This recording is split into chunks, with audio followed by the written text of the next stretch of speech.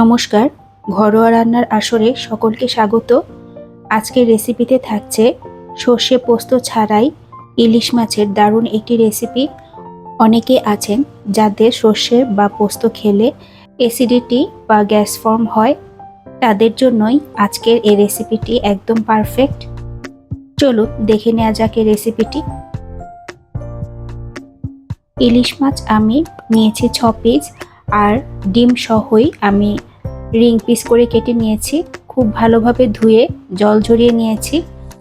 লবণ আর হলুদ দিয়ে বেশ ভালোভাবে মেখে 5 থেকে 7 মিনিট ম্যারিনেট করে রাখবো। এর ফলে মাছের পিসগুলোর ভিতরে লবণ হলুদ খুব ভালোভাবে ঢুকে যাবে। মাছ না ভেজেও এই রেসিপিটি রান্না করা যায়, তবে আমি এই রেসিপিতে খুবই হালকা করে 2 সাইড ভেজে রান্নাটা করব।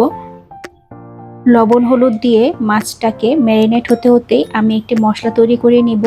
শিলনোড়ায় নিয়ে নিচ্ছি 1 চা চামচের মতো সাদা জিরে, গোটা গোলমরিচ নিলাম 10 থেকে 12টি, 4-5টা কাঁচা লঙ্কা, ঝালটা আপনারা নিজেদের পছন্দ মতো দিয়ে দিবেন।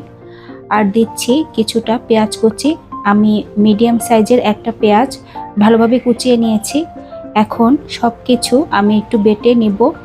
এটা আপনারা ইচ্ছে করলে মিক্সিতেও বেটে নিতে পারেন, তবে শিলনোড়াতে বাটলে সেই মাছের ঝোলের টেস্টটা খুব ভালো হয়।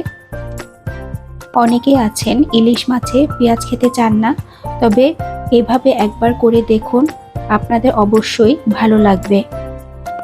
এই একই প্রসেসে আপনারা অন্যান্য মাছও রান্না করতে পারেন, যেমন বোয়াল, পাবদা, ট্যাংরা।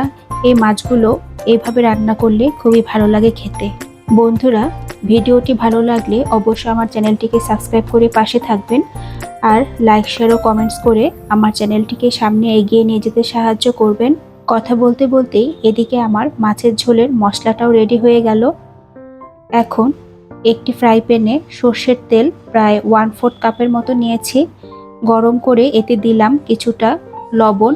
এর ফলে মাছটা যখন আমি ফ্রাই প্যানে দিব তখন এর গায়ে লেগে যাবে না। মাছগুলোকে আমি তেলের মধ্যে দিয়ে খুবই হালকাভাবে ভেজে নেব। প্রত্যেকটা সাইড 2-1 মিনিট ভেজে উল্টে নিতে হবে। এই রান্নাটাতে সর্ষের তেল ব্যবহার করলেই সবচেয়ে বেশি ভালো হয়। এইভাবে আমি মাছগুলোকে উল্টে পাল্টে 2-1 মিনিট ভেজে উঠিয়ে নিব।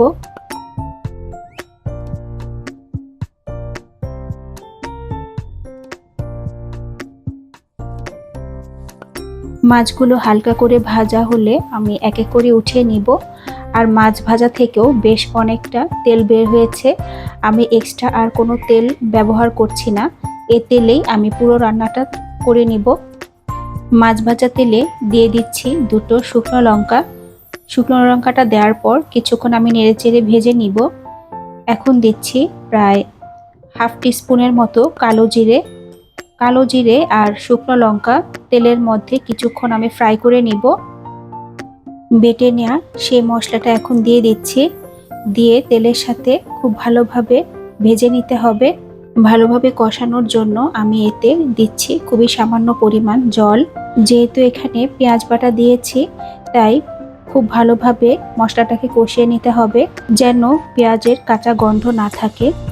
এখন দিচ্ছি 1/2 টিস্পুনের মতো হলুদের গুঁড়ো আর 1/2 টিস্পুনের মতো ঝাল লঙ্কার গুঁড়ো। দিব স্বাদ মতো খানিকটা লবণ। ইলিশ মাছের এই রেসিপিতে ঝোলটা একটু ঝাল হলে বেশি ভালো লাগে খেতে।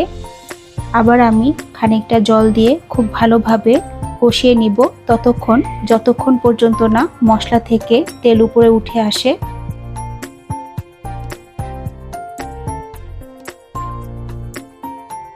মশলা খুব ভালোভাবে কষানো হয়ে গেছে। এখন আমি দিব 1 কাপ পরিমাণ গরম জল। অবশ্যই আপনারা গরম জল ব্যবহার করবেন, এতে ঝোলের টেস্টটা খুব ভালো আসে। মশলাগুলো ঝোলের জলের সাথে খুব ভালোভাবে মিশিয়ে দিতে হবে। এরপর ঢাকা চাপা দিয়ে ঝোলটাকে ফুটে ওঠা পর্যন্ত বয়েল করে নিব। ফিরে এলাম প্রায় 5 থেকে 7 মিনিট পর। ঝোলটা খুব ভালোভাবে ফুটে উঠেছে। এখন ভেজে রাখা মাছগুলোকে এক এক করে দিয়ে দিচ্ছি। ঝোলের মধ্যে মাছগুলোকে আমি মিডিয়াম ফ্লেমে প্রায় 10 মিনিট ঢাকা দিয়ে রান্না করব। এ পর্যায়ে দিয়ে দিচ্ছি প্রায় হাফ টি স্পুনের মতো চিনি। এর ফলে ঝোলটা খেতে খুবই টেস্টি হয়। ফিরে এলাম প্রায় 10 মিনিট পর। মাছের পিসগুলোকে উল্টে পাল্টে দিব এবং আরও 5 থেকে 7 মিনিট আমি ঢাকা দিয়ে মাছগুলোকে ফুটতে দিব। এই রেসিপি ফলো করে বাড়িতে একবার হলেও ট্রাই করে দেখতে পারেন।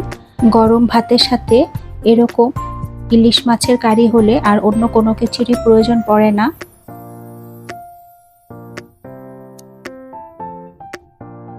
ফিরে এলাম প্রায় মিনিট 10 পর। আমাদের ইলিশ মাছের কারি একদমই কমপ্লিট হয়ে গেছে। এখন একদম শেষ মুহূর্তে দিব 1 চা চামচ পরিমাণ কাঁচা সর্ষের তেল। এটা দেওয়ার পর আমি আর ফুটাবো না, চুলো বন্ধ করে আমি ঢেকে রাখবো প্রায় 5 মিনিট। 5 মিনিট পর আমি পরিবেশন করে দিব।